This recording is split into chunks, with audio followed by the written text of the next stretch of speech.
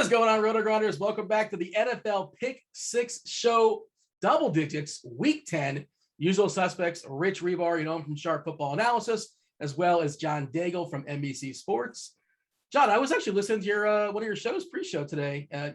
7 o'clock. We knew it was 9 o'clock on a Wednesday night. 7 o'clock. NBA locks. Next 2 hours or so, I prepped for this show. I listened to some podcasts, and you were really good. It was like you were flying solo, no host necessary, and you're just.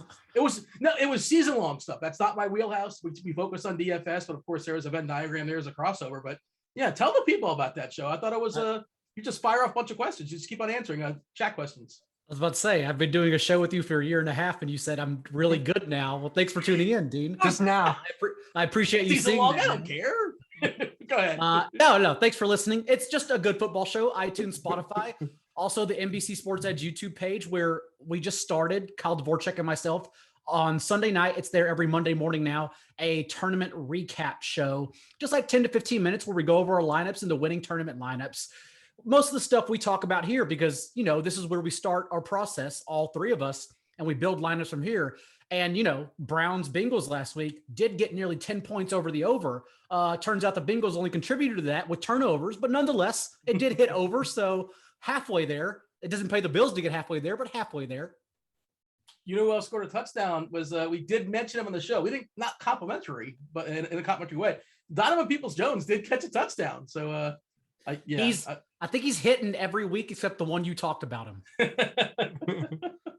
Hribar, how was we'll rehash last week for a second. Sure, why not? People always like to get a little rewind. A lot of people, it was a rough week, right? DFS wise, season long wise.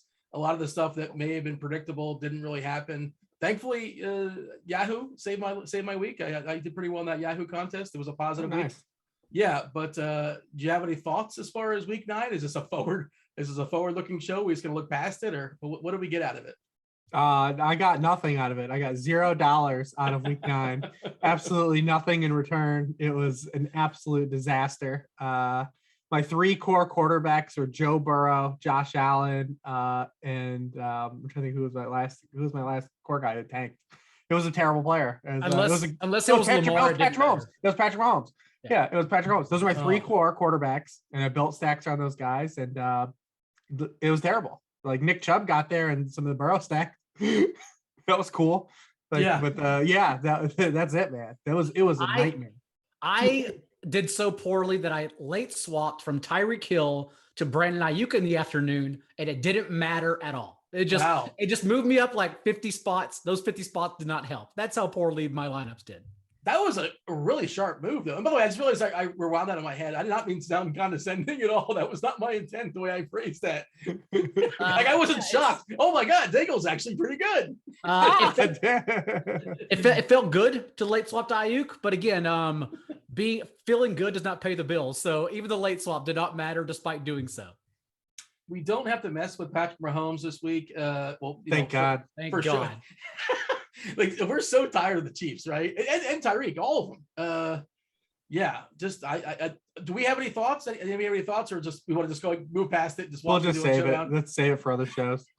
It's pretty much the same thing that we'll talk about with the Bills and Cowboys. So we'll get to it all together.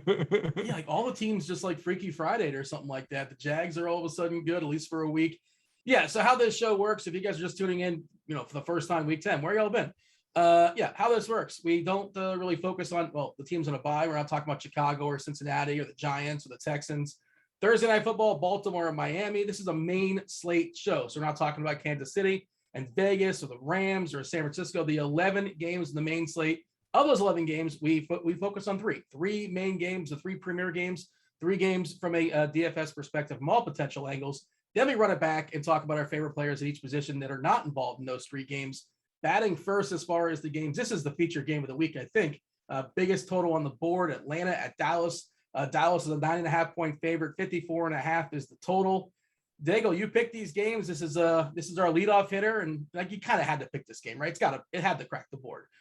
Your thoughts as far as Dak looked pretty rough last week. He had a couple garbage touchdowns to salvage this day, I suppose. Are we concerned at all about that injury? Is that sort of fluky? Is that just a coincidence? Because he's popping right now in cash game lineups on a Wednesday night. All 16 of their points basically came when they were well out of the running in that game midway through the fourth quarter. Every team was allowed at least one of these in the NFL. When they stack, that's when we start to get worried. But for the Cowboys, it's really just about the devil being in the details, because Dak Prescott was blitzed at a top 5 rate coming into that game. And it never really made sense, since he does actually lead the league with 13 touchdowns against the blitz as a high IQ passer. But the Broncos pivoted altogether, clearly shocked them, and called man coverage on 43% of their snaps, getting pressure with only 4 pass rushers throughout the game, which explains how the Cowboys totaled just 145 yards and less than 4 yards per play, and just 5 first downs as well through the first 3.5 quarters. Cowboys actually went 1 for 13 on 3rd and 4th down plays, including big drops to move that would have moved the chains from Amari Cooper, CeeDee Lamb, and Dalton Schultz. So it's just all around poor play altogether. The good news for the Cowboys is that the Falcons can't do that, because they're stone last in pressure rate and sacks per game. Also, we're expecting Tyron Smith back at left tackle for this one. So just a completely different matchup for Dallas, in my opinion, altogether. All right, your thoughts as far as how does Gallup being back change things? I guess that we'll kind of dig into the other pieces, but we're presuming Gallup's back. Nothing official just yet, but it's a Wednesday night, and I guess we're assuming Elliott's fine after being in and out of the lineup on Sunday. Is that kind of the presumption right now? I mean, they've given him 2-point conversion carries down 30 points. You hope that, yeah, what was that? hope that he's all right. I mean, I have in my main home league, Dak was my quarterback. I couldn't even believe he was in, but I was grateful he was. But yeah, Elliott's in there getting carries. They pulled the receivers, but everyone else was still in. But yeah, and Elliott practiced today too, so looks like he's still on track. But as far as Gallup coming back, it actually is pretty timely, because with Blake Jarwin's injury, they actually shifted last week to an 11 personnel team. They used 11 personnel on 82% of their snaps after they were running 12 personnel at the league's 5th highest rate. So it kind of lines up. Maybe when Jarwin comes back, we'll see more of a jostling, but it actually fits. There's some symmetry right now in terms of the return. So we don't have to really fight and look and see how these snaps are going to be divvied up. Because if you go back to week 1, I mean, CeeDee Lamb was basically a part-time player in week 1 before Gallup got hurt. So we don't have to deal with that for a week, probably, or a couple weeks, because I think it's just short-term IR for Jarwin. So right now, all 3 guys should just come back and be locked in here. Like Daigle said, Falcons last in the NFL in sacks. They get no pressure on their quarterback. They're last in the NFL in sacks plus turnovers created per game. That was Dak's first game since week 1 where he threw for under 8.5 yards per pass attempt, coming back to the calf injury. He was last in the NFL in completion rate below expectation in week 9. These are all things, like I said, if you start stacking them, we could start to question things. But other than that, it was just probably a one-off against a team that's a solid defense and a good defensive-minded head coach. You let those go. We'll see what happens when they're now implied for 32 points. If they do that against the Falcons, we'll revisit that. But other than that, I want to circle back here to the Cowboys and dial in on them. Probably a passing game is what we want to focus on, because we know what to do with Zeke. He's going to get into the paint eventually here again. He hasn't gotten there the last 2 games. But it looks like, everyone's talking about AJ Terrell. AJ Terrell is having this breakout. But AJ Terrell doesn't move. He plays 85% of his snaps in one spot. All the Cowboys receivers move around. We'll see if that holds true with Gallup coming back. But all those guys move around, so we don't have to really worry about it. So you can kind of pick your poison and pick who you want. But I mean, Lamb's been the guy that has really had kind of the floor and ceiling. I mean, he had a low floor last week, but Amari Cooper now has been kind of really, really hit or miss. He's had 2 top 5 weeks this season, and then just kind of has been the wide receiver 4 or lower and everything else. He has 3 or fewer catches in 5 of 8 games, but people keep getting hooked on that price, man. On DraftKings keeps lowering it and keeps pulling people in. Not saying he can't get there, but he's definitely a lot more volatile than people give him credit for. But yeah, I want to circle back to the Cowboys passing game for sure. DK did bump him up to 6.2K. He was 5.7 the previous week, 5.1 before that. So, and he just never, I mean, maybe this is just unfair, but he never seems to be 100% healthy. He's always hobbling, or just he's toughing it out and giving it a go and all that kind of stuff.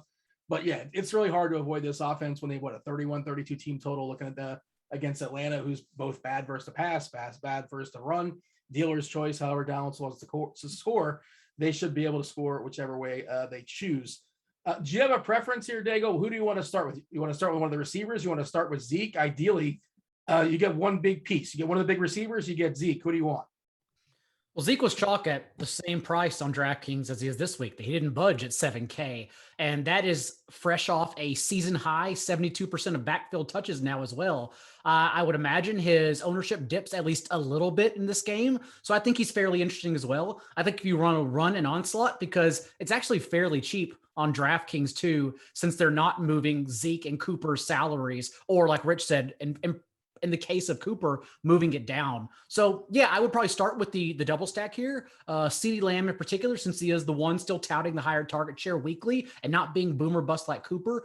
But overall, like I could see myself playing a variation, including Dalton Schultz, who even with Gallup coming back, we saw Schultz play a season high 95% of snaps in his first game without Blake Jarwin. So I still think there's an out for him as well as the clearly less rostered piece among all of them in this game. Yeah, the thing with the Cowboys running backs is there's a clear tell that we have now. Whenever the Cowboys are in negative game script, Zeke's just going to play. He's the guy that plays all the pass protection snaps and gets to run all pass routes. His three highest games in terms of share backfield touches are all three of the games that they've trailed throughout the game. And those are all Pollard's worst games in terms of getting usage. So there's a clear tell that if you think the Cowboys are going to be in neutral game script or positive game script, that's when you can kind of maybe dip your toes in the water on Pollard. This is more season long. We're not playing with DFS, but that's when he'll be involved. There's a clear tell going on. Zooming out as far as the slate, depending on how things fall throughout the week, like running backs, we talk about, how Elliott was chalky last week. Well, there's a potential we're going to have a super chalky Dearness Johnson. That may happen. Najee Harris versus Detroit. Who doesn't look at that and say, yeah, give me some of that? And then James Conner will get a really, really good chunk of that Arizona backfield with Evans presumed out. So I think you don't want any Devin Singletary versus the Jets? He's also on my list, but I could have kept going. In theory, and this is Wednesday. Moss is dealing with a concussion, I believe. He didn't practice on a Wednesday, but Brandon Bolden. You don't want Brandon Bolden? That does not. How deep is my season-long league where I consider Brandon Bolden? I don't think I want that. And then I just for zooming out, I feel like Elliott's going to fall back to some degree. But yeah, obviously 8-point favorite, 32 team total. It just depends, and there's a chance the Dearness Johnson week does not happen.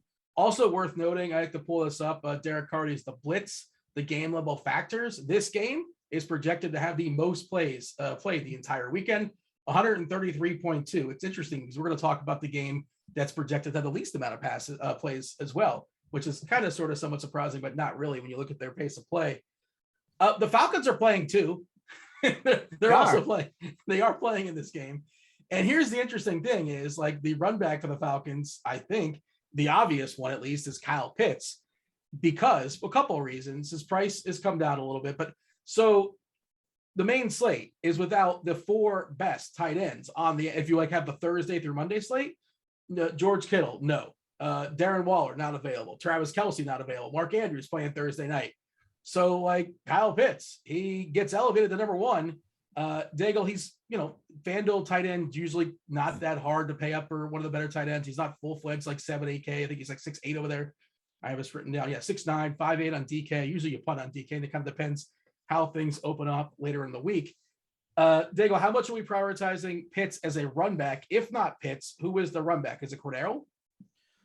Well, the same message you're sending about Pitts is also why I actually quickly want to pivot to Matt Ryan, because we also don't have Mahomes, Stafford, Lamar, banged up Kyler on this slate. So I could see myself getting interested in Matt Ryan run backs with Cowboys players as well. It's been a couple of weeks since Dallas's secondary has really been threatened by an above average quarterback. Mac Jones completed 72% of his passes against them, but only threw 21 times in that shootout game before the bye. We had Kirk Cousins' poor primetime performance against Cooper Rush, and then Bridgewater most recently only connected on one throw, 20 plus yards downfield, but still averaged 8.8 yards per attempt against him this past week. But Matt Ryan does actually provide some juice here, because not only does Dallas consistently leak big plays, permitting the 8th most passes, 20 plus yards downfield this year, but their strength in getting pressure is what Ryan has been good against this year. Only the legendary Jets quarterback, Mike White, and Bridgewater have a higher completion rate than Ryan under pressure this year, and only Jameis Winston and Josh Allen have more touchdowns under pressure. We've also seen Ryan, since the team's bye in week 6, increase his throws downfield, averaging 8 air yards per attempt in these past 3 games compared to just 6 in Atlanta's 5 games before the bye. And that explains, to your point about Kyle Pitts, how he's actually more of a downfield threat as well. 9 yards per target in the 5 games before the bye, and actually 15 since the bye. So Pitts is an explosive option who I imagine everyone would go to, but also, sure, I could see myself getting interested in Cordarrelle Patterson as well. Yeah. So here's the thing, Reeves. I see the data like, oh, this team versus tight ends, this team versus receivers. Does that stuff matter too much? It's a small sample. I don't know. I guess there's some things to look at and all that, but the other part of it is Kyle Pitts even like, do we count him as a tight end because he acts basically as a receiver? So does that even matter? Do we throw that stuff out? Because the Cowboys have been bad against tight ends. So that's what I was looking at. Wait, hold on. Let me see. Let me pull up my data. They're last in DVOA against tight ends. Okay. Yeah. So, but does that even matter for a guy like Kyle Pitts? He's like a tight end with air quotes. You can't see me doing it, but yeah. Yeah. I mean, there was a couple games there too, where Kyle Pitts, 2 weeks ago, Kyle Pitts talked about how much attention he was getting against the Panthers. And so last week, the Falcons said, all right, well, we're going to not line him up outside as much, even though when he did line up outside, he cooked Marshawn Lattimore and dropped a potential, 50-yard pass that would have definitely put him over 100 yards. But they actually moved him around. He lined up out wide just on 10 of his snaps. It was his fewest in the season. And then he played in line on 15 of his snaps and then in the slot on the rest of his snaps. They moved him around and tried to get him in different spots instead of what they did in a couple of weeks prior, where they really leaned him in as more of an outside receiver, basically as a lead receiver. So it's nice to see them already taking, kind of homage in their first big draft pick under this staff and saying, oh yeah, let's actually utilize him the way we should and actually try to free him up and make plays. And they did. He just left the big one on the field last week, but he's and you look at his target shares in the 3 games that Calvin Ridley hasn't played. I mean, he's over 22% in all of them. He leads the NFL in depth of target for tight ends. So you've got splash play upside with him. So yeah, I mean, he's going to definitely be the most popular guy to kind of bring back here because it's harder to figure out the other guys. I mean, you actually have Cordarrelle, who's is a nice bring back. He's so good. He can play Calvin Ridley's role and Mike Davis's role. But they can't run the football. This is what's great about the Falcons though, is they suck at running the ball. Like they're awful. They're like the Dolphins. We talked about Gaskin and I couldn't believe Gaskin's ownership last week when we finally got to Sunday, because they're a team that just can't run the football. So when you inflate these guys at the matchups, and Gaskin sucked out a touchdown there, but you saw how bad his game was. Falcons can't run the ball. They're not going to be able to run the ball. They can't do it. So they just swerved into kind of dropping back and throwing. And that's basically all Matt Ryan did under Dirk Cutter too. So that's why you like the passing run backs as well, as you compare with some of these guys. The receivers are just a little bit tricky, but there's really only Russell Gage and Tajay Sharp are running routes. I mean, Olamide Zaccheaus had the 2 touchdowns, but he ran a route on 35% dropbacks. Like you got lucky.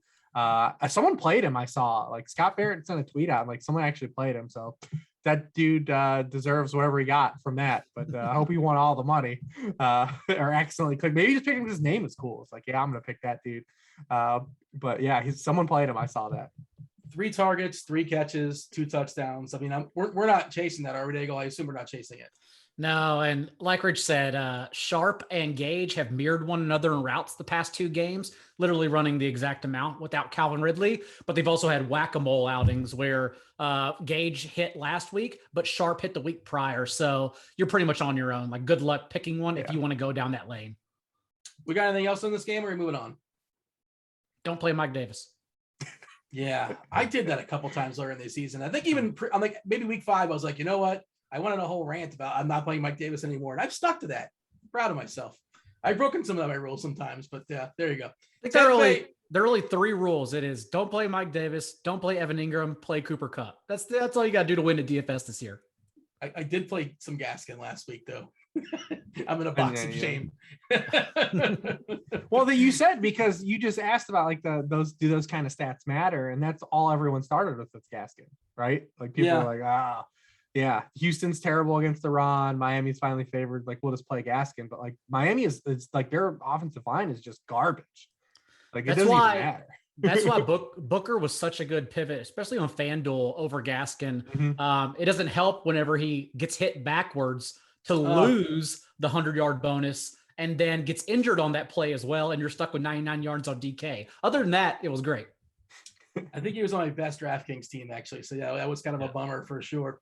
Tampa Bay, Washington, 51 is the total. Tampa, 30-point team total here against the football team. They are 10-point favorites. The tricky part here is Reeves. It's Wednesday night. We're not really sure about Antonio Brown. I know he's in a walking boot at some point. He's not playing. Oh, you're ready to take that stand. You're gonna say it. It's not happening. Antonio Brown is not playing. Okay. Has that been reported, or you still confident in that? Yeah, I mean, basically, because he had a video. I saw there was a video of him working out, and like basically every single like WebMD Twitter doctor was like, "Oh, this dude, there's no way he's coming back this week." Now do Godwin. People I trust. And what I saw in Godwin is the opinion was that he was going to end up playing. So, I mean, granted, it's Wednesday; these things change, but like the people I follow that are usually pretty right are in the camp that Godwin's going to play and Brown is not. Okay, so under that assumption, we're assuming Brown is out. We're assuming Godwin's in. Godwin is popping on both sites, both FanDuel and both DraftKings, for good reason, obviously. And you want to keep your, ears and eyes on his status all the way up to lock on Sunday morning. But under the presumption he's playing, is he your favorite Tampa Bay Buck through the air? I presume he is. Yeah, but it's kind of 1A, 1B. Both these dudes are in pretty great spots. I mean, the Washington blitzes so much that they've been getting crushed by slot guys all season long because the reads come out quick. They've been getting beat downfield too, but Keenan Allen, Sterling Shepard, Cole Beasley, all those guys crush them. So Godwin would be kind of the guy that you would kind of glom onto to follow that suit. And he's had 2 huge games with Antonio Brown out the past 2 weeks. But I mean, I have no problem with Mike Evans either. I mean, really, Mike Evans has only been bad the 3 weeks he was shadowed, and like that's it. He still got a touchdown on Lattimore, but other than the 3 games he was shadowed, he's been the average wide receiver 11 in scoring. And Washington is bad downfield. I mean, they're 31st in completion rate and throws 15 yards or further downfield, 30th in fantasy points allowed on those targets. So, yeah, I like both those guys. It's an expensive double stack, but as long as Godwin practices by Friday, it's definitely a great double stack. Daigle? Very much the same. Brady hasn't thrown fewer than 36 attempts in any game this year, has only dipped below 40 twice. Washington also allowing quarterbacks, like Rich said, Washington blitzing so heavily, and that's probably why they actually are the only team to allow at least 1,500 passing yards on completed air yard attempts. So it's just a downfield attacking one that we know they can move the chain, since Washington's defense also is allowing a league high 56% conversion rate on third downs. So utmost confidence in Brady double stacks, as we do have every single week. You've got the guy that's got the most passing touchdowns in the NFL. It's already had a bye, facing the team that allows the most passing touchdowns per game. I'm just going to line those up because the Washington's actually the one thing, as bad as they've been this year, they've actually stopped the run, which is even better for us, right? Like when you have one of these teams that are bad, like that can't stop the pass, but then they are always behind, and Washington is always behind. Teams just want to line up and run on them, but Washington's actually bowed up and said, like, we're still going to stop the run. And that's great. That's exactly what we want, because we just want Brady to keep chucking it around the yard. And it's still pretty concerted. We're not going to have AB. We're not going to have Gronk. And whether Godwin plays or not, like, we know we're still going to get 2 wide receivers and basically no one else. Even Cam Brate without Gronk hasn't seen more than 4 targets yet. So it's pretty much honed down to 2 wide receivers and a sprinkling of Leonard Fournette, and that's genuinely it.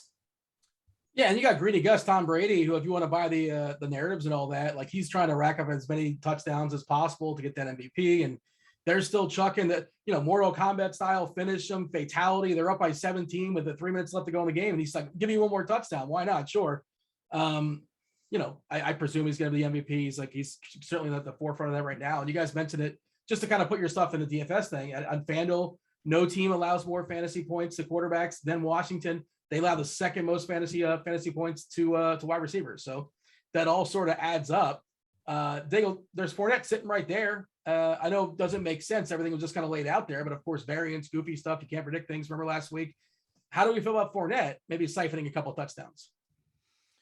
Yeah, well, we saw that Ronald Jones had 10 touches a couple weeks before the bye, but also that was a blowout game, I believe. So we know that Leonard Fournette, it's going to be practically him. Ronald Jones is not involved on third downs, does not get targets. Giovanni Bernard gets a sprinkling of them, but it's pretty much all Fournette right now. So yeah, I could see myself doing that. But again, it's because we mentioned so many pass attempts for the Bucks, like that's why I lean on the passing game. Having said that, we don't have ownership just yet because it's only Wednesday, but I imagine a lot of people will be leaning only on their passing game.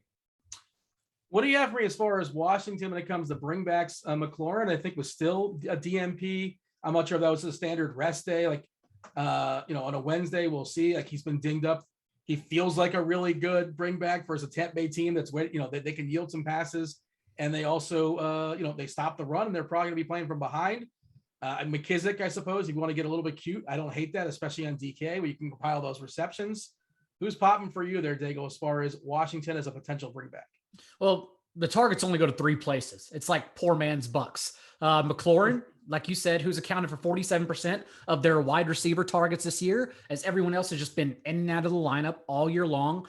J.D. McKissick, who has seen at least 6 targets in all 3 games without Curtis Samuel heading into Washington's bye. And then Ricky Seals-Jones, who's been more of a floor play, but has averaged at least 6.5 targets without Logan Thomas. Logan Thomas, we don't know his status just yet. The injury report in the CBA, they can participate, but reporters don't have to say anything. Coaches don't have to say anything because they're not actually activated just yet. So we don't know Logan Thomas. He sounds questionable, truly questionable. And so we'll see what happens from there. But like the targets only go 3 directions. And we also know that teams are still throwing third most pass attempts per game against the Bucks. So we're not expecting like a Gibson breakout to be hammered into the teeth of the Bucks front 7. It's going to be through the air if someone gets there, which makes it seem more like a McKissick game. Rich, Washington? Yeah, I mean that's pretty much it.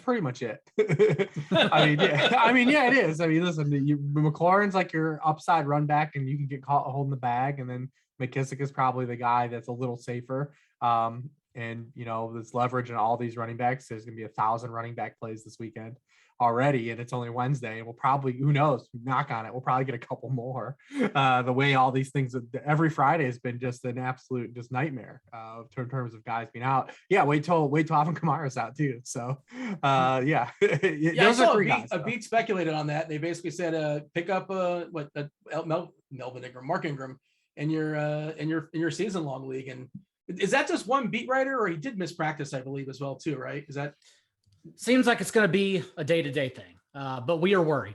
We are absolutely worried. Yeah, and they are also apparently working out a couple running backs too off the street too. So if we add Mark Ingram to this mix too, this is the worst part about it, is that all of these guys are valid plays, because sometimes like a running back goes out and then it's still a committee. We have to figure out roles, but all the ones we've talked about between Dearness Johnson, James Conner, Mark Ingram, like there's no one behind them. Like those are workhorses. So now we have to figure out 6 different chalk workhorses on the slate. So it's just going to be a wild week. But speaking of running backs that, everybody's in play, Antonio Gibson, that's it, right? Like I cannot trust him. I don't believe, I don't know what they're doing with handling of him. If he's really hurt, if he's not hurt, and it feels like a half measures thing. Can you confidently roster Gibson, or would you even do it? Would you consider it, Reeves, or I'm just crossing him out at this point? Yeah, I mean, I'm not going to get there on him. I mean, the best thing you could say is that, he's still getting the goal line carry. So if they get there, you can run into a couple touchdowns. But I mean, where do you see any yardage coming for him in this game? Yeah, it's a shame too. He seems like such a talent, but it's just not fully healthy. We got anything else this game, boys? We're moving on. I think we're moving on. Moving on. Oh, go ahead. Nope, that's about it. All right. Seattle at Green Bay. Green Bay minus 3.5, 50 total. We have 2 marquee quarterbacks presumably coming back this week. That's what we're assuming at this point on a Wednesday night. Wilson for Seattle, Rodgers for Green Bay. And this is the game I alluded to, by the way. This is the game that's projected to have the least amount of plays. Doesn't mean that you can't play it, obviously. There's some premier stuff going on. So Daigle, I guess we're just going to assume that Russ is fine. His finger is okay, and whatever report. I saw a report like he's throwing whatever without pain or something along those lines. I guess because some of the internet doctors you guys alluded to, and I probably follow the same ones, were like, well, he's coming back really early, but maybe he's a quick healer. I hope so, because we're not playing Geno Smith. If not, Nano bubbles, baby. Nano bubbles are still popping. and for Russ, the Seahawks, remember, they only averaged 56 plays per game with Wilson to start the year, but we're still able to average 6.5 yards per play in a slow environment like they enjoy for whatever reason, because Russ was Russ. He was averaging 9.5 yards per attempt prior to injury and had only thrown one pick to that point. And the targets, the best part about Russ is that they were all concerted. There was no Freddie Swain and Penny Hart involved. 28% went to DK Metcalf, 24.8% went to Tyler Lockett, and they were all efficient targets. Lockett and Metcalf also were tied for the team lead with 3 end zone targets apiece. And so that's the best part about getting Russ back. It's just efficient targets in a very friendly spot against the Packers. Slow, yes, but one that could still pop, assuming we get Aaron Rodgers back as well. Yeah, you wanted the run back on the other side to keep it interesting. We saw it happen with KC and Green Bay last week. I don't know what KC's offense would have done if they were pushed, but they weren't, thankfully, for their sake. Love was, what do you want from the guy? He tried his best, I suppose. I mean, the first 1,000-yard stare Spagnuolo saw from Love, he just sent the house. He was like, "Oh, it's game on, boys," and he turned into giant Spagnuolo and just found all creative ways he could send 8 every single time. What did you think of the seats his mom had? Were you impressed by it? They really hooked him up. How up. does that happen? Yeah, they did them dirty. Did them dirty. Yeah. They did her a favor, though. But yeah, it didn't. She didn't want to get too close to the action. Also, good on her, though, for still showing up. She didn't care. She was there to watch her boy. Yeah, respect. DK also priced down the receivers here, after the Geno experience. Lockett is down to 6'5".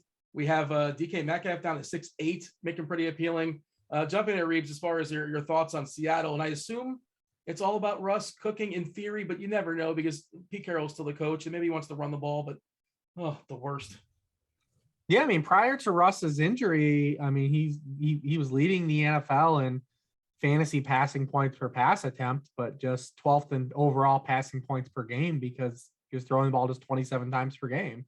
So the same thing as always, right? Like we're just revisionist history always with Seattle. But you would like for him to come back because Green Bay really doesn't blitz. They don't put any pressure on the quarterback. It's a good matchup. I mean, so, when they've actually had to face good passers, I guess Patrick Mahomes doesn't count anymore. Yeah, I mean, but they've been exploitable. And since they lost Jair Alexander, like they've been giving up big games to opposing wide receivers. It just didn't happen last week, even though Tyreek had all those targets. I mean, Tyreek had plays though, like in that game, like they just missed on him. They were definitely deep balls available. So, I mean, there'll be some plays here to make. It's harder to kind of, with Seattle because these guys never do well together. Since the Seattle has DK Metcalf, they've gone over 100 yards together just twice. So like it's always one or the other. You would think that just because the tree is so concentrated, like Justin Jefferson and Thielen, like we would have games where both these guys do well, but it just never happens. So it's really tough. It's usually one or the other, and typically I get it wrong in DFS. I like Metcalf this week, so maybe that is the signal for people to go to Lockett. Lockett's just one of these guys that's just because I feel like you got to aim small, miss small, and that's what you get with DK Metcalf, right? His floor is a lot higher. He can save bad games with his touchdown upside. Like, yeah, he's scored in 6 of his 8 games this season. Lockett is more like, I'm going to get you 25 or I'm going to get you 5. I mean, he has games with 100 yards, 178 yards, 142 yards. And then his other 5 games combined, he's 159 receiving yards. So, I mean, it's just, I never really get to Lockett unless it's like a super smash spot or like DK, it's like going to be shadowed or something by like a guy we respect. But yeah, I mean, I don't have any problem with people that do believe it's a Lockett week because it's typically one or the other. They don't throw the ball at anybody else. Gerald Everett, not used. Freddie Swain might get a target or 2. They're not really incorporating the backs in passing games. So it's really going to be these 2 guys. It's just frustrating that it can't be these 2 guys together ever. You want to take a shot at it, Daigle? Metcalf or Lockett? What do you have for me? I never know either. I'm right there with Reeves. It's a coin toss. I never get right. At least it's not a showdown slate where it really costs you. Like you have to nail it in a showdown slate. You have a little more leeway with so many options on a main slate. I still lean Lockett personally, but also again, it always just comes down to who is rostered less for me. What about the Packers? Rodgers back with, we're assuming that nothing official is said, but that seems to be the timeline. Devontae Adams, that's his boy. Beyond that, you can always throw the dart at MVS. MVS gets those deep passes. Sometimes he catches it. Most of the time he doesn't. What do you have for me as far as the Packers offense here, Daigle? Well, it's Seattle's first real test in a month since they were dealt Roethlisberger, Jameis Winston, and Trevor Lawrence, who has now struggled in back-to-back games around their bye, and Geno Smith's 3 starts. But prior to that, they were allowing over 300 passing yards per game. And if you look at Green Bay's offense, there's also, it's going to be pretty much our first glance at them at full strength with Aaron Rodgers and Marquez Valdes-Scantling and without Robert Tonyan, because without Robert Tonyan last week, it was with Jordan Love.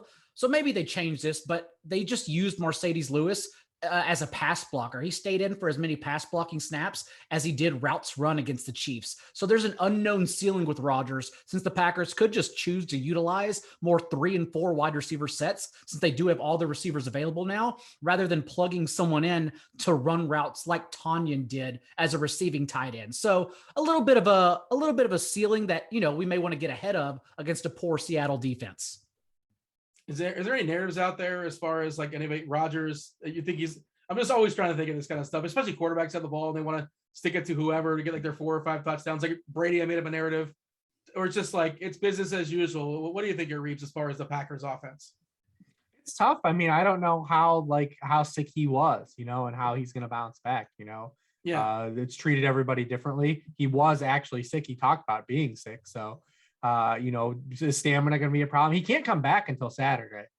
So like, he's just kind of doing virtual stuff right now. So it's kind of he's a quarterback. So it's not like, a wide receiver that, coming back or something like that. So it could not be that big of a deal, but there's at least some concern with it because we just don't know, right? It's just one thing. It's another thing to put in to the variance pile. But I mean, that's the thing about this is it's hard to figure out what's going on with Aaron Jones right now. I mean, we've seen his usage now like really kind of be reduced in recent weeks. And, it was one thing when we knew he was going to be like used as a pass catcher on Thursday night, and you're going to use AJ Dillon to kind of alleviate his role because you don't want to just wear him out. But then, last week he doesn't hardly play. He doesn't play at all. I mean, he played he had a seasonal 50% of the backfield touches. He had his lowest rate of routes per dropback since week 1. It's just very head scratching to try to figure in a game where Jordan Love was starting. Like, I don't really understand what was going on. And then you've got this thing with Aaron Jones. Now he's had just 3 RB1 scoring weeks now in the season through 9 games. So, and he's priced up like he's consistently getting there. Aaron Jones is priced like he's been smashing, and he hasn't been. And AJ Dillon's getting more and more work as the season's gone on. That could flip, I guess, at any given time. We don't know how static it's going to be, but it's been happening. And Seattle's been a team we've wanted to kind of attack with combo backs, especially. They've been terrible against guys that can catch ball out of the backfield and can run. So, I mean, it would be a spot where we'd want to really glom on to Aaron Jones, especially being at home, Rodgers coming off of COVID, like everything lining up. But his usage has just been all over the place. You got anything here, Daigle, as far as Jones, Dillon, what to do here? No, it's like Rich said, just to see Jones handle only half of the backfield touches. Now Dillon, 12 carries in back-to-back games. And you can explain somewhat why. Like, you can say the narrative is, okay, well, they had to get by without Devontae Adams in a different game script against the Cardinals. And then they had to help alleviate pressure for Jordan Love, which is what they still didn't do in giving A.J. Dillon 12 carries. But and double-digit touches now in 5 of his last 6 games as well. It's starting to chip away far too much at Aaron Jones. So he's not really being used out wide at an increasing rate either as a receiver. So just odd usage that I would like to have more confidence in, honestly. All right, that's the 3 games, right? I assume we're done. We're moving on. Let's talk about position by position. Before we do that, let's talk about Jock Market. Jock Market, stop throwing your money away. It's time to check out Jock Market, the app where daily fantasy becomes a stock exchange. You buy and you sell shares of players in real time for real money. Download now for a 100% deposit match up to $50. Use the promo code GRINDERS, GRINDERS. Get this, if you do not turn a profit this week, Jock Market, they're going to cover your losses in your very first event. Download Jock Market in the app or Play stores. Check out jockmarket.com. That's JOCKMKT.com and use the code GRINDERS 100% deposit match up to $50 on your first deposit. Some quarterbacks we have not talked about here, Reeves. Josh Allen, bounce back game, bounce back spot here, lining up against the Jets. Kyler Murray, do we know if he's going to play or not? I don't know, but he's always a thing. But if he does play, it's like, I want his legs, and maybe his legs aren't 100% against Carolina. Justin Herbert in a potential shootout versus Minnesota. Thoughts on those guys? Who else do you want to add to the conversation from the quarterback perspective? Yeah, I like Herbert. I mean, Allen, you got to pay for it. No problem with it, against this Jets defense. But, I mean, really, it comes down to the Bills have to find a way to at least just run the ball somewhat. Like, they're just not doing it all, and teams have just abandoned it, and they're not getting any yards after the catch. They're dead last in the NFL in yards after the catch. We've seen Josh Allen's ADOT plummet the last 2 weeks after it was 9 yards or higher downfield in every game this season. He's been their leading rusher in 3 of the past 4 games. Bills running backs, 182 yards rushing the past 4 games, 3.4 yards per carry. They just got to find a way to get something. I mean, the Chiefs are trying it at least. Like, the Chiefs are at least calling plays to combat how teams are defending them. It's just that, Daigle's boy, the mentor, can only get what's blocked for him and he falls down. So, I mean, the Bills just aren't trying. I mean, you look at last week, they couldn't even run. The Jaguars actually are sneakily really good up front and against the run, but the Bills in a 9-6 game, they tried to run 9 times with their running backs, and they couldn't. They were there, but they only averaged 0.22 yards before contact. Like, they were just getting destroyed. So they just got to find a way to get something. If you do want to at least run the ball a little bit, even a little bit, the Jets are your team. The Jets are going to let you run the football a little bit.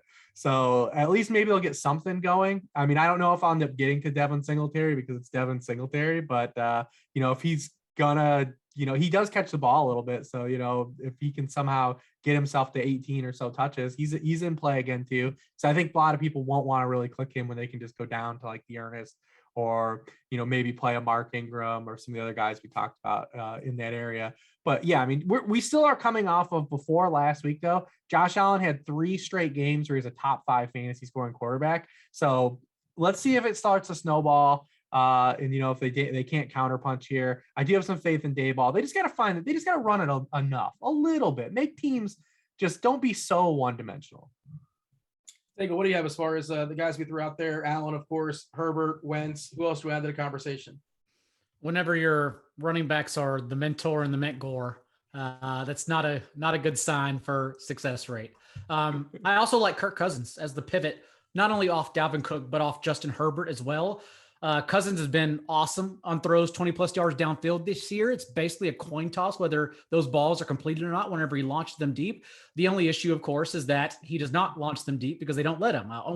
Less than 10% of his throws actually have traveled 20+ yards downfield. But I think they'll be forced to throw more again in this game since the Chargers can move the ball with ease underneath with Austin Eckler and Keenan Allen.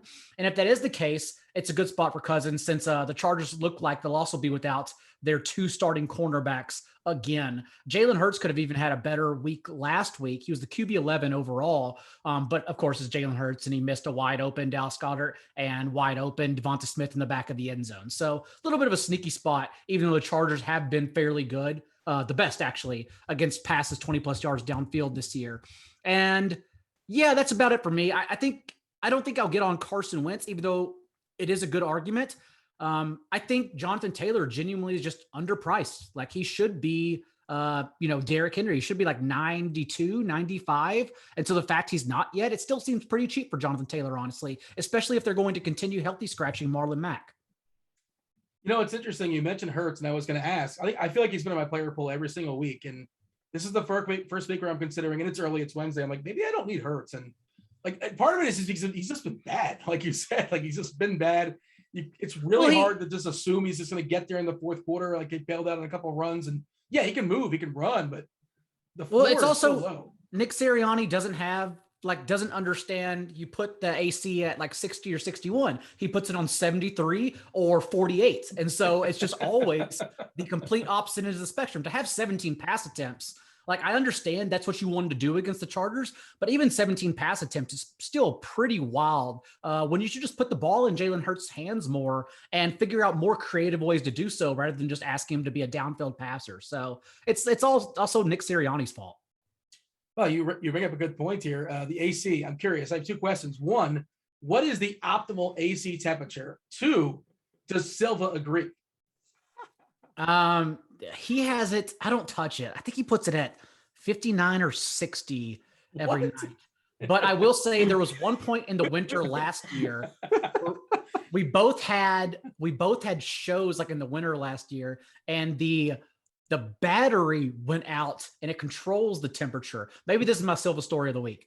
And we both just didn't have time to leave. Like we couldn't leave the house. And so we were just like, okay, settle down, put a hoodie and toboggan on, and let's do this and we'll figure it out in the morning. And then we woke up freezing. I could literally see my breath in the house, went to get batteries, came back, put them in, hit the thermometer really quick to turn it up and see where it was at. It was 47 in the house. We slept in that evening, and none of us budged because we're ridiculous. Reeves, do you have an optimal temperature? We keep it at right around like 70. Yeah, I think that's 71, 72 is kind of that's the good zone for me. Yeah. But 60, but I guess that's when you're in Chicago, or if you're in Cleveland, I guess when it's on 60 it doesn't matter. I don't know. No, there's no excuses. It's just Silva. That's all you got to say. 59, okay. 60 is pretty low. That's cranking. That's cranking, man. That seems pretty low. Well, also he's upstairs, so he gets the heat. I'm in the basement in the guest bedroom, and so it's already cold as hell down there, and it gets even colder when you crank it up. So I'm just wrapped up every night, like I'm in prison. Reeves, do you have any more quarterbacks for us, or shall we talk about some running backs? No, that was pretty much it. Yeah, we've got to reference these guys throughout the show several times. Singletary, we've kind of head nodded, and nobody seems to want to play Singletary even if Moss is out, but in theory, it's a good play. CMC came back, maybe gets a little more usage. You got a bit of a discount, $9K now on FanDuel, 8.4 on DK. We talked about if Evans being out, we're presuming Evans is going to be out. James Conner, 7K on FanDuel, 6.3 on DK. D'Ernest, that backfield is if Chubb's not back in time, he's 5.4 on FanDuel, 4.7 on DK. How do you not smash that? Outside of ownership, obviously, but that's an incredible play. Yeah, I wanted to kind of be not into it because he popped on prime time, and we know he's not going to add a ton in the passing game. And it's man, on the road against the Patriots, what if this is the 70-yard game, right? The 70 total yard. And then I'm just look at this price. What are you going to do? How could you not? Especially if you're just playing in your cash lineups. How do you not? Yeah, I mean, it's a tournament conversation. The cash conversation doesn't exist. He's the first guy you put in. I want to fade it. I want to try to fade it, but because he's the archetype of running back I want to fade. But the Browns run the ball on everybody. And man, but he's so cheap. He's so he opens so much up. Yeah. He's going to open it up for everybody though. Who do you want to fade him for? Who's a tournament guy you think might be lower owned? That we haven't. It's got to be Singletary, right? People aren't going to want to play him, right? I mean, they will, but because the Jets. But models are going to kind of like him if Moss is out, considering the circumstances. Not love him, but kind of like him. He's gonna. I don't want to say pop, but I imagine he'll be, hitting lineups just because of the circumstance. I would definitely take a chance on Singletary. Just hope they run the ball a little more. We saw in 3 games without Moss last year, Singletary was not good, but he still handled 14 carries and four targets per game. So the opportunity was there. Maybe they get Matt Breida involved for a handful of carries. I can't imagine so though. So I wouldn't mind Singletary taking a chance, especially in tournaments. I want to see CMC take because in theory, he has this massive ceiling. Now it's not this great matchup here against Arizona. His quarterback is going to be Walker, I presume. That's what I mean. Darnold's going to be out for 4 weeks or so. Mm-hmm. Just that offense might be just shot from the get-go. And Arizona defense looked great last week versus San Fran. Daigle, do you have a CMC take for me? Of course, I guess he's in play for tournaments, but do you feel good about it? In theory, you should because it's CMC, but that offense looks like it's going to sputter. No strong take, just that I would expect his workload to increase. And it was already fairly large, just to get Chuba Hubbard already out of the picture with, 3 touches. And I know Amir Abdullah came in and out touched Hubbard, but overall, just to pretty much get McCaffrey involved and then take him off the field in a blowout situation, I expect he would have played more. You would expect all his usage to increase. So yeah, that's fine. PJ Walker, I watched every XFL game. He's not good. It's not pretty. And we've seen him come in off the bench as well, throw 2 picks immediately. And so I don't have much faith in the offense, But also now that I'm talking out loud, I can see this is the case everyone will make and not wanting to pay up for Kamara, Right. Yeah. or for McCaffrey. And that's kind of the best part when everyone wants to spin down for running back. So maybe I did just sell him and then convince myself to roster him.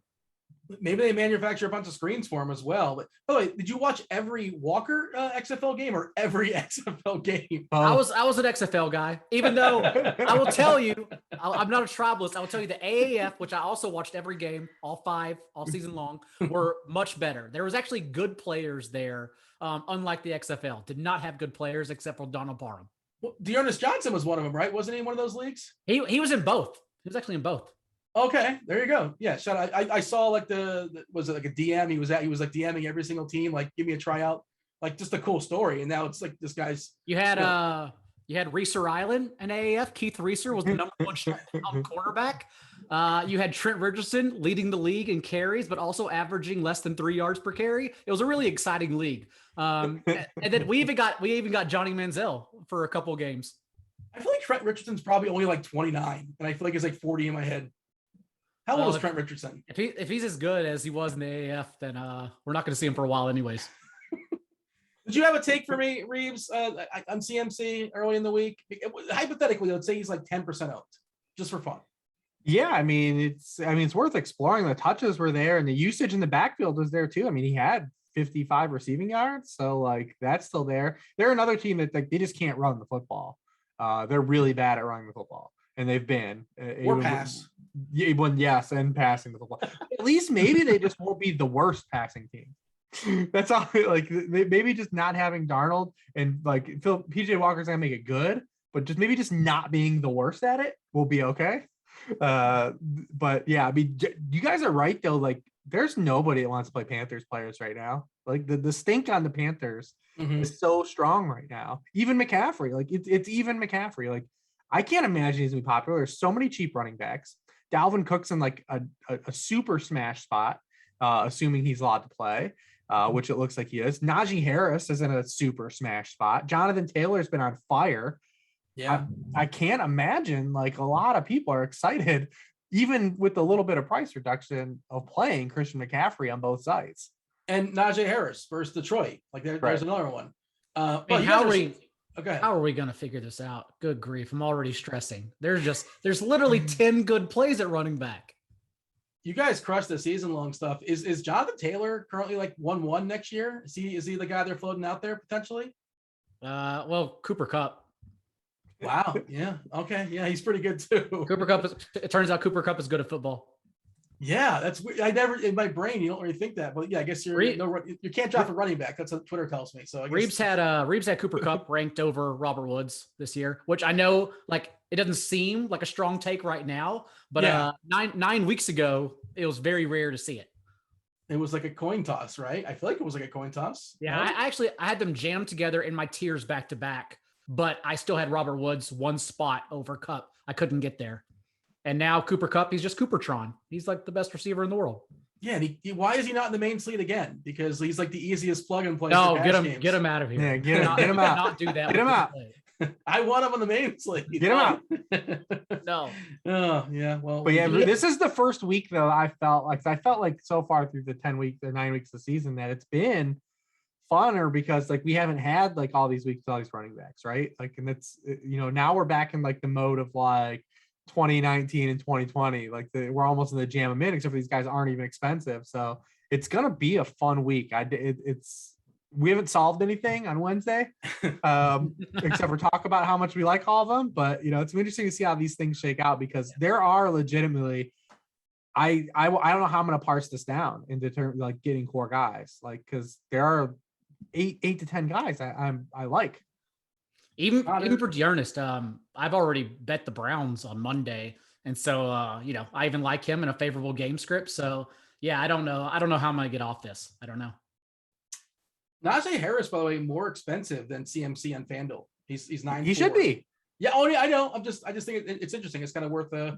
He's getting the CMC workload, not quite as many catches, but just not coming off the field. And he plays with the Lions.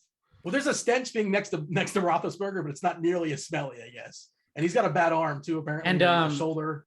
not to add to the problem, but I mean, if you want to skinny stack DeAndre Swift, he's right there as well. I don't know how you fit him in, but he out-touched Godwin Abuke and Jamar Jefferson 17-5 until the Eagles took a 38-0 lead in the fourth quarter. And that last game before the bye, and Swift came out of the bye now. This is his first time to not be on the injury report on a Wednesday since week 1. So fully healthy as well. If it's a competitive game, he's going to be out there for every snap. If Jamal Williams is out, Jamal Williams DMP on Wednesday. So if Jamal Williams gets rolled out, we're just adding another problem here. Daigle, give me your list as far as receivers. Who do you have for me? Who do you like? I feel like running back, like we're talking about, running back feels a little sexier this week, which is reverse. It's kind of different, I suppose. Receiver, there's some guys, but no Cooper Kupp, so I don't know who to play. We talked about a few of them. A couple cheaper ones though. He'll probably get steamed, but Jerry Jeudy's pretty awesome. 32% target share last week, and now we have Teddy Bridgewater favorable matchup against the Eagles.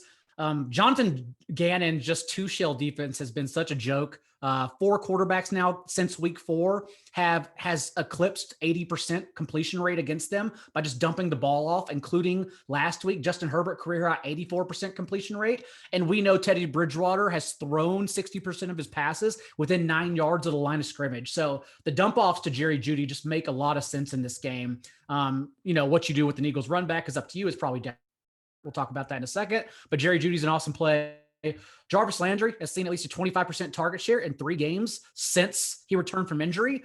Last week, I know it was your boy, Donovan Peoples-Jones, Dean, but also Jarvis Landry still led the team in targets. So I think he's a fine play. Also, remember, we attacked the Patriots just a couple weeks ago with Keenan Allen, and Jarvis Landry's in that same spot since he's returned. He's led the team with 61% of his routes from the slot. And then I'm sure Deontay Johnson will already probably get steamed up since we're not going to have Chase Claypool in this game and for the next 3 weeks. But, Deontay Johnson's a pretty awesome play too. How many targets can he get? Sure. Well, what's the exacta box in this Minnesota Chargers game? We're going to run back some receivers against each other. Justin Jefferson and Adam Thielen. I know Jefferson's a sexy one and Thielen's just not nearly as appealing. And then Keenan Allen and Mike Williams. Mike Williams is supposed to be the sexy one, but I guess he's nursing an injury. I know the announcers kind of alluded to it last week that the numbers suggest that. If you were to pick one receiver on each side of that Minnesota Charger game, who do you like? I like Mike Williams. I like to believe in my head I've had this figured out all season. Okay. I've been off on. In the works. I've been off on Mike Williams every down week he's had. I think it's been the kind of receiver he is. He is a little bit more matchup sensitive, in the way he wins and gets his targets. And you look at all of his games; they were games where you would say, yeah, these were spots to favor Keenan Allen or not spots to favor Mike Williams. The only one was the Ravens game where he legitimately didn't practice until the game happened, and literally everyone died on the Chargers that day, anyways. But against the Raiders are number 1 against the deep ball in the NFL this season. They don't go up anything vertically. Same thing with the Eagles. They don't go up anything vertically. They don't give anything downfield. They get Dale just talked about Jerry Jeudy and why he's so good. They get crushed by slot receivers and tight ends repeatedly. So last week I was off on him. And there was another matchup this season too. What was the other game he flamed? He flamed on him. But you look at all his hits, they're against all these other smash spots where you would be on him. Washington and Cleveland, all these teams that have struggled against perimeter wide receivers. Oh, the Patriots, the other game, who are number 1 in the NFL against perimeter wide receivers. So now you have him coming back into the spot where it's the inverse. Minnesota's been getting just crushed on the outside. 5 top 15 score weeks. Amari Cooper, 8 for 122. Marquise Brown last week, 9 for 116. DK Metcalf, 6 for 107 and a touchdown. Jamar Chase, 101 yards and a touchdown. I'm gonna plant my flag and say that Mike Williams isn't really had anything happen to him. Really, it's just that there's been some oscillation. He plays with another really good wide receiver, and the matchups have kind of dictated where the ball's gone. And I'm gonna stick with that until I'm proven wrong this week when Mike Williams has 2 catches for 44 yards. We also know he's healthy because that 49-yard catch he had this past week was against Darius Slay. And then Darius Slay later got banged up. But Williams we know is healthy. He was at a 90% team dropbacks this week. He leads the NFL in end zone targets. He had an end zone target last week, just couldn't pull it in. And then on the other side of the ball, I'm still like, Adam Thielen splits versus zone-based teams and man coverage like are still night and day. So I mean, you've got a zone-based Chargers defense, although they don't give anything downfield either. So it's not like you're expecting them to give up the stuff to Justin Jefferson, but like Daigle said, they're just so banged up on the back end, and that maybe that's just not static and sticky for this matchup, just because Michael Davis is out. Asante Samuelson concussion protocol. Michael Davis' backup Ryan Smith tore his ACL in the game last week, so he's out. So maybe just because of the amount of injuries they have, like those kind of season-long stats aren't really as relevant. And then you have a guy like Justin Jefferson who can win anyways versus any matchup. But I like Jefferson a little bit more just because Thielen is the one that struggled the most against zone coverage this season. But I'm sticking with Mike Williams as a guy I'm going to be over on early in the week. Yeah, I like it. Who else is on your list? That wasn't even your list. I was just asking you. It was just Mike Williams. Oh, okay. No, I don't know. I just nailed it. There you go. No, I mean, Daigle covered bases. I mean, Judy looks like a great play. You just hope the Broncos have to throw enough. Deontay Johnson, obviously great. Michael Pittman seems like he's pretty good. You can play him. All those guys. And then all the receivers in the games we talked about. I mean, the Bucs guys, especially. Like, I'm going to be on the Bucs guys. Who's ever standing for Tampa Bay should be interesting. Hey, is Tyler Johnson? We didn't mention him, but if we get no Brown and Godwin, who knows? Is he interesting as a cheapie? Yeah, he's interesting regardless, I think. Okay. Either way, he's in play to some degree. Yeah. 3-3 on DK. I think he's like 5K or so on FanDuel. That 3-3s can be useful though. Obviously, if Godwin ends up not like practicing by Friday, he's gonna be like the cup of tea. Yeah, he's one of the chalk receivers you make things work with. I can see him get steamed too, even if Godwin does play, because he's so cheap in a matchup or an offense that everyone wants to have exposure to. I alluded to it earlier as far as tight end. Tight end's going to be, it's pretty rough this week because, again, no Kittle, no Waller, no Kelsey, no Andrews. We talked about Pitts.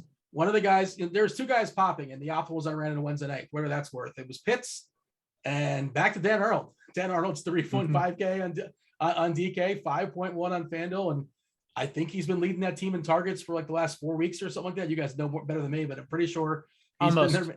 Almost. Jamal Agnew is slightly ahead of him because you got to get Jamal Agnew targets whenever you can. Hey, man. Well, his nickname is Swagnew. I learned that on Twitter, too, and that's important, I think. I don't have any fantasy points. I like it. It's good. So, yeah. How many Jamal Agnew targets do you need to get the 100-yard bonus on DraftKings? It depends how many end zone targets he drops. Like, how many targets does he need? Like 30, 32? I mean, like 12 is – we've seen that 12 is not enough, so he needs more. Yeah, is Shenault not it? Like, I remember the preseason, people were falling on themselves about Shenault. Is he just not it, or is there other reasons why it's not? Now he's playing out of position because of your boy Swagnew. So, he can't win. He can't run away from anybody. That's why he was always more of like a guy that was built to be like a machine in the slot. And since Shark got hurt, they've kicked him outside. And but even then, it was like false premise because Travis Etienne was there, and then Etienne got injured. And then, and now they're just using other people instead of Shenault. It basically, they're trying to use everyone but Shenault. And unlike James Robinson, no matter what Urban Meyer does, Shenault is not talented enough to work his way into that role, whereas James Robinson refused to be denied. We didn't talk about Marvin Jones, but he's interesting this week too. Give me, Daigle, give me some tight ends that are on your list. And again, it's not a lot to pick from. We kind of referenced a couple of times. Conklin in that Minnesota, Chargers game seems kind of sort of somewhat interesting. Goddard, he gets the shares, but there's no balls being thrown, and they're not really thrown accurately. Is kind of an issue as well too. And the matchup I don't love versus Denver either. Is it Freiermuth's season after the Monday night kind of breakout game, I suppose, and he's been coming up, as the season's progressed. But this is the names we're looking at as far as tight end. What do you have for me? I could get into some Kirk, Conklin, Thielen stacks with Mike Williams run back. I could be interested in that for sure. Conklin has a 21 and 25% target share in his last 2 games. And while we've seen Osborne and Conklin pop up basically opposite of one another, it is a good matchup because the the Chargers have struggled against opposing tight ends this year, in particular in the past month, since they are just so banged up in their front 7 and secondary. And then Goddard, I could see myself using him if I played Jerry Jeudy for sure, because Goddard, 32% target share since Zach Ertz was traded, running around on over 85% of the team's dropbacks. And the targets, like this past week, 70% of them went to Devonta Smith and Goddard. Like they just don't use anyone else. It's such a concerted and safe target tree. Wednesday night, what's the likelihood Dawson Knox plays this week? Because Tommy Sweeney's he's 2.5 on DK or 2.6 on DK, 4.6 on FanDuel. Not as useful, but do we know, or is there anything as far as Dawson Knox? Or he's already limited, was not put on IR. Thus, this is the game they targeted. So barring a setback, I think he would play. Now, would he be full snaps? That's what I don't know about. Yeah. I mean, I'm just grabbing straws here, trying to like figure out a way to make stuff work and find something a little bit different and off the board. Reeves, what do you have as far as tight ends? I mean, you guys covered most of the ground. I think Noah Fant's interesting. The problem that you just run into with Noah Fant and any of the Broncos is that in the Broncos wins, they throw the ball 25 times per game. So that's always a problem. But, we talk about the Eagles, the type of defense they play. I mean, literally every Chargers tight end scored against them last week. I mean, Cook didn't have a touchdown, but a 2-point conversion. But, I mean, they're just giving up so much production to tight ends. And then, with Albert O hurt again, in the games that Albert O was out, Noah Fant was running a pass route on 87% of the team dropbacks. So he can come back and walk into a large workload, at least be on the field basically the entire game. Just depends on how much the Broncos are actually press the throw football in that game. Is that scheme? Because I just pulled up as well. FanDuel, yeah, the most fantasy points yielded to tight ends per game is Philadelphia giving them up. That's just the way they play defense? Yeah, I mean, they face the lowest depth of target in the NFL. They play just, they play a lot of zone coverage, don't want to give up big plays. That's why they get crushed on the run, because you're getting light boxes against them. Underneath throws, that's Teddy Bridgewater's MO. I mean, literally Teddy Bridgewater facing the team that gives up a just nothing but high percentage completion rate for it's like a match made in heaven. Like this is the Teddy Bridgewater game. It's just, we need the Eagles to do their part. I kind of talked myself into Bridgewater a couple weeks ago against Washington, and they get out to a lead and they just don't throw. Yeah. So, I mean, that's the thing you got to worry about, because now because all the weapons are good. I mean, you got Judy, you've got Sutton, Tim Patrick's playing well. You've got Fant coming back. They've got two good running backs, but there's a team that just isn't, they're just going to sit on their hands when they can. What does a ceiling Teddy Bridgewater game look like? I don't know, man. Who was seen one? Didn't he have 48 attempts in a game earlier this year? He did. In the two losses they have, he's thrown 39 and 48 times. Yeah. Which is why I was on their side last week. And then the game with the total inverse. I even had a Tim Patrick. I had 10% Tim Patrick. I was like, I still sucked because all my quarterbacks are ass. I had 10% Tim Patrick. But to be fair, if you knew the game script beforehand and played Dak, you also would have sucked. I remember well, 5 minutes in that game or whatever. I'm like, oh, this is great. Oh my goodness, this is amazing. This is the Cowboys are going to get there. Nope. It was the Raiders game. Yeah. Against the Raiders, 49 attempts, 330 yards, 3 touchdowns, 3 picks. Yeah. That's a Bridgewater ceiling game. Yeah. The Bengals were the same way. Bengals are down 21-7. I'm like, oh, here we go, baby. Yeah. He's going to start getting it now. Nope. No. My favorite thing is when my quarterback throws a pick six right at the gate. Yes, here we go. Absolutely nothing. That is the show. I believe we're done with tight ends, right? That's it. I'm assuming so. Yeah. I never acknowledged the chat, by the way. What up, chat? You guys are watching us live. Do feel free to hit subscribe, turn on notifications. What happened to getting the chat questions? Where is our chat questions? I failed. I typically pulled up the link on the YouTube, but I forgot to open the chat. So if you guys are there and you're lurking, we weren't ignoring you. My bad. I apologize. We'll be back stronger next week. I'm going to pay special attention to the chat in week 11. That is our cliffhanger for week 11. That's what's going to bring you guys back. And then it's Thanksgiving, right? Week 12. Oh, is it? Is that week 12? That far ahead. That's probably it. Am I going crazy? 2 weeks. 2 weeks. That sounds right. 2 weeks. Yeah, week 12. Yeah. Do we know what we're doing for that yet? I guess we'll figure it out.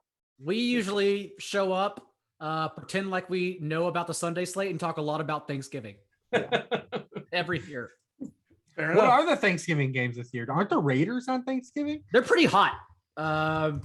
Let's see here. Well, I assume the Cowboys, and I assume the Cowboys and who do the Lions play? It is Bears and Lions. Damn it! Justin Fields though, and we got Fields is coming. Raiders, Cowboys.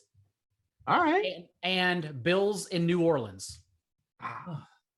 It's not bad. Yeah, I like the Bills. Bills. Taysom Hill indoors against the Bills. We could. I mean, where The Saints are literally on the easily in my like 5 least favorite teams to watch play football right now. Agreed. Yeah. They're kind of boring. The Steelers on Monday night, the Steelers are like that for me. Like I hate watching the Steelers. Like their games are miserable to watch. Mm-hmm. Ben is hard to watch.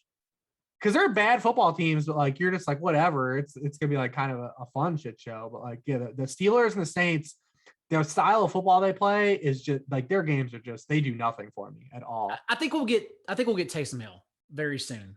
They can't keep this Trevor Siemian thing up. Like I know he's not throwing picks, but boy, he's also not doing anything else.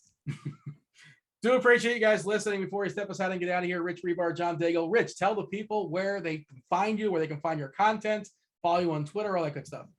Yeah, sharpfootballanalysis.com, the worksheet, all that good stuff, the podcast, Sharp Angles. And then I'm here every Wednesday with my boys Daigle and Dean. John, tell them about your incredible podcast that you host on a Monday night, I believe. A Good Football Show podcast, which apparently I'm doing really good at. And then NBCSportsEdge.com. I wrote the waiver wire column. If you still have waivers for whatever reason tonight or tomorrow, you can just go check it out. I believe it's pinned at Not J Daigle as well.